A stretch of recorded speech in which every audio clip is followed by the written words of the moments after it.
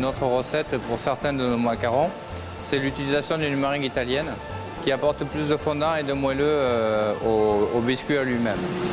Donc ici, on va mettre les amandes entières qui sont émondées et ensuite on ajoute du sucre glace. Le principe, c'est de broyer des amandes nous-mêmes avec le sucre glace. C'est ce qui fait la différence artisanale au niveau de la dégustation et du visuel du macaron.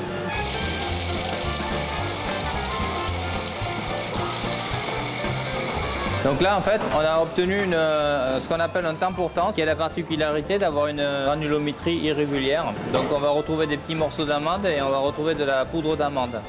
Donc là, ici, ensuite, on va préparer le biscuit macaron à la vanille. Donc pour ce faire, on utilise du mélange amande-sucre glace. On ajoute de la poudre de vanille à l'intérieur. Donc là, vous pouvez la voir, la poudre de vanille. Et on va incorporer des blancs d'œufs liquides.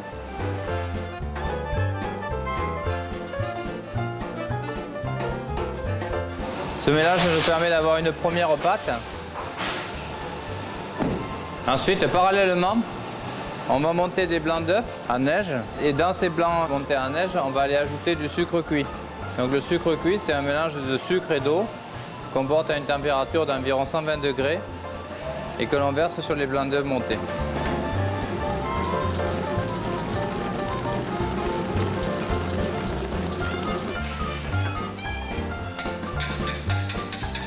Une fois que la meringue italienne est faite, on va l'incorporer en 2 ou 3 fois dans la première pâte.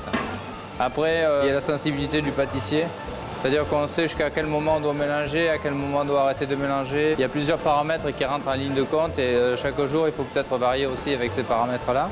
Forcément, il y a des secrets, mais on ne les dira pas tous.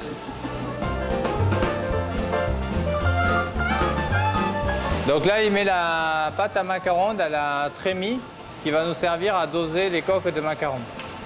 Alors ensuite, on utilise la dresseuse parce que ça nous permet de gagner un petit peu de temps et ça évite aussi de fatiguer à dresser sur les plaques. Mais ça ne change en rien, si vous voulez, la qualité du produit. L'importance de la fabrication du biscuit, c'est vraiment le broyage des amandes, comme on a vu, et le mélange du biscuit. Voilà. Et ensuite, la cuisson. On les fait cuire à environ 15 à 18 minutes dans un four ventilé où ils tournent sur eux-mêmes. Là, c'est la série de macarons à la vanille précédente qui vient de sortir.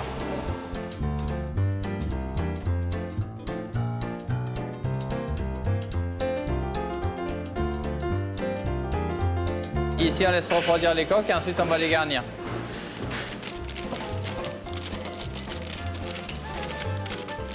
Dans la main, ils savent la pression qu'ils doivent mettre pour que chaque macaron soit régulier. Ça, c'est fleur d'oranger. Voilà. Donc après avoir garni, on dépose le chapeau supérieur. Ils ne sont pas prêts à être consommés encore. On leur réserve une petite surprise et ensuite on va les conditionner.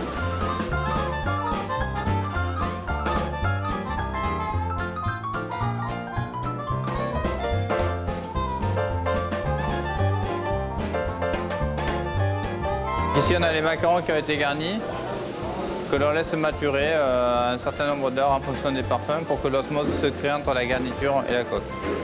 Et dès que les macarons sont à la bonne texture, on va les reprendre et on ira les conditionner dans des boîtes.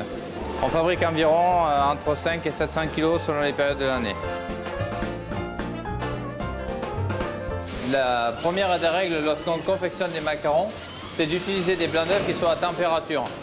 Parce que le blanc d'œuf à température prendra plus de volume que si on utilise un blanc d'œuf qui sort du frigo. Et ensuite, ce qui est important, c'est de faire attention au moment où on mélange la poudre, le sucre et les blancs d'œuf, de ne pas trop mélanger. Si le biscuit retombe trop, il va se liquéfier et les macarons vont se craqueler au four. Donc bien entendu, il faut essayer 2-3 fois avant d'arriver à réaliser des macarons qui soient lisses à la perfection.